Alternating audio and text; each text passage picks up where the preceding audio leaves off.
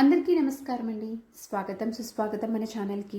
ఈరోజు వీడియోలో 2025 సంవత్సరంలో కోటి సోమవారం ఏ రోజున వచ్చింది, శ్రవణ నక్షత్రం యొక్క ప్రారంభం మరియు ముగింపు సమయం ఏమిటి, ఈ రోజున తిథి ఏమిటి, అలాగే ఈ రోజున పూజ కానీ ఉపవాసం కానీ దానాలనేవి ఏమి చేయాలి, అసలు కోటి సోమవారం యొక్క విశిష్టత ఏమిటి, ఇలాంటి విషయాలన్నింటి గురించి ఇప్పుడు ఈ వీడియోలో తెలుసుకుందాము.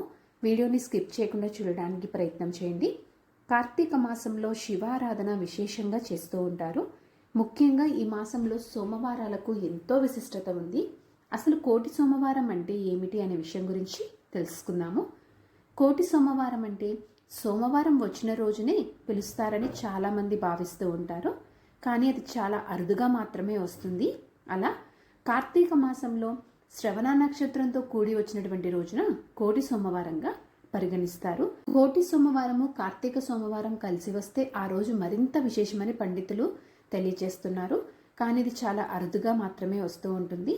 ఈ రోజు ఏ పని చేసినా అది కోటి రెట్ల ఫలితం ఇస్తుందని అంటారు. ఈ రోజున చేసేటువంటి స్నానం కానీ, దానం కానీ, జపం కానీ, ఉపవాసం కానీ ఇలాంటివన్నీ విశేషమైనటువంటి ప్రాముఖ్యతని, ఫలితాన్ని కలగచేస్తాయి. ఇంత విశిష్టత కలిగి ఉన్నటువంటి ఈ కోటి సోమవారం అనేది ఈ 2025 సంవత్సరంలో ఎప్పుడు వచ్చింది అంటే స్వస్తిస్త్రీ చాంద్రమాన శ్రీ విశ్వావసు నామ సంవత్సరం, దక్షిణాయనం, శరదృతువు, కార్తీక మాసం, శుక్లపక్షం. ముందుగా శ్రవణ నక్షత్ర ప్రారంభం చూసుకున్నట్లయితే 29 అక్టోబర్ బుధవారం సాయంత్రం 5:28 నుంచి ప్రారంభమయ్యి 30 అక్టోబర్ గురువారం సాయంత్రం 6:33 వరకు శ్రవణ నక్షత్రం ఉంటుంది. కోటి సోమవారంని జరుపుకోవాల్సినటువంటి తేదీ 30 అక్టోబర్ గురువారం రోజున. ఈ రోజున తిథి సప్తమి. సప్తమి తిథి ప్రారంభం చూసుకుంటే 28 అక్టోబర్ మంగళవారము ఉదయం 8 గంటల నుంచి ప్రారంభమయ్యి 29 అక్టోబర్ బుధవారము ఉదయం 10:07 వరకు సప్తమి తిథి ఉంటుంది. ఈ కోటి సోమవారం రోజున ఉపవాసం అనేది ఉండి సాయంత్రం ప్రదోష కాలంలో ఇంట్లో దీపారాధన చేసుకున్న అనంతరము ఆలయానికి వెళ్ళి శివాలయంలో దీపంని వెలిగించి ఆ శివయ్యని దర్శనం అనేది చేసుకుంటూ ఉంటారు చాలామంది. నక్షత్ర దర్శనం చేసుకున్న తర్వాతే ఉపవాసంని విరమిస్తారు.